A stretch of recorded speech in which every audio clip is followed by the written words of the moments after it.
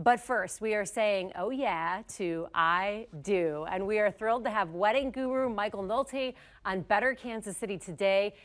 Michael, you are a planner and author of multiple books. Yeah. You're a speaker and a designer. Yes. A retailer. Yes. You know it all. There should be a 12-step program for people like me. Yes, my name is Michael, and I'm a wedding addict. Well, it's worked out for you. So far, so good. 39 years now. 39 years. Yep.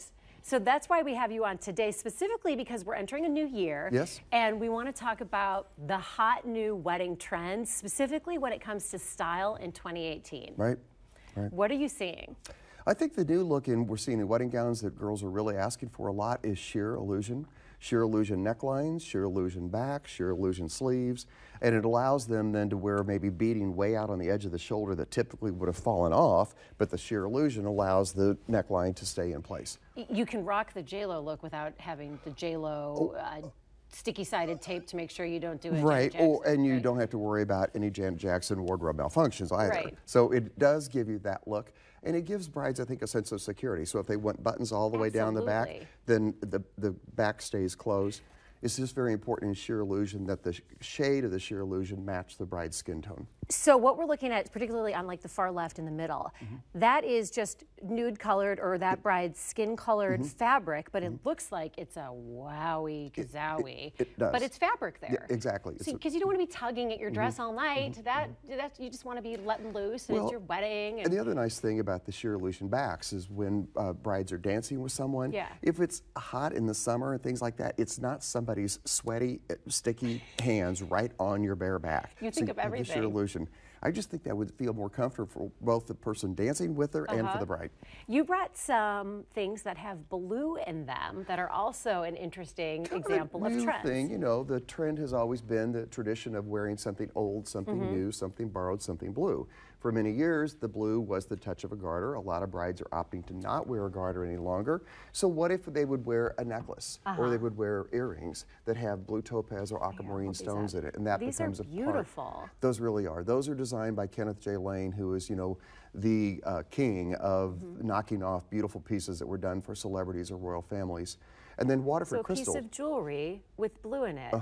And toasting goblets. Do the toasting goblets count as your blue? They certainly can, because they're always going to be a part of your pictures. Oh, that's awesome. And Waterford just introduced these. These are called Lismore Pop, meaning the pop of color. And so I love to use these when these are one of the colors of the wedding, but I think the blue ones are especially beautiful. And they're like $200 a pair, which makes even a really wonderful wedding gift if somebody would like to give them a gift that we know the bride and groom will always remember. But designers are specifically making blue glasses and blue jewelry specifically for the blue thing. Exactly. Another thing that you're really focused on in 2018 is the moment the bride is walking down the aisle and really turning that into an event in itself. I think so many times, I think the brides forget that they're on the minute the back door is open. I mean, the organ sounds, the guests stand, and everybody turns to look to the back. They get whiplash. They're whipping around. They get whiplash because everybody wants to see the bride's entrance. And so many times, I think the aisle is ignored until they get to the front. I love aisle runners, particularly monogrammed ones. In the crystal monogrammed aisle runners, we have foam rubber backs so they do not slip or slide around. Here at this wedding, we used gold columns that went down the aisle. This is another one of the monogrammed aisle runners, and then that monogram part is cut off and then framed and used to hang like over a mantle in a new home. Oh, that's beautiful. Nice keepsake. So you turn it into a decoration. And do you also put more emphasis then on the things in the pews as the bride's walking down? Oh, I love it. I think. I mean, all the movies that we see. Are those candles? Those are battery candles, and a church would not allow flame candles. And this was gilded eucalyptus. Every pew had it. Beautiful. These were arches of flowers. This was the church, St. Therese Catholic Church in Parkville. And this was Redemptorist Catholic Church, and we did all the pews had these beautiful battery candles at the bottom. One last question about after parties. Feels like a lot of weddings are doing after parties now. Who do you invite to the after party, and how big is the after party, and what does the bride wear to the after party? Well, if she's buying dresses from somebody who sells dresses, I wish she'd buy a separate dress so I get to sell her too. But I think it's fine for the bride to keep on her bridal gown. An after party has become very popular. It is either a scaled down version or a ramped up version of the celebration. So we'll go to a Las Vegas club kind of look. There's nice. Beautiful acrylic dance floor that lights up during the night, which is a lot of fun.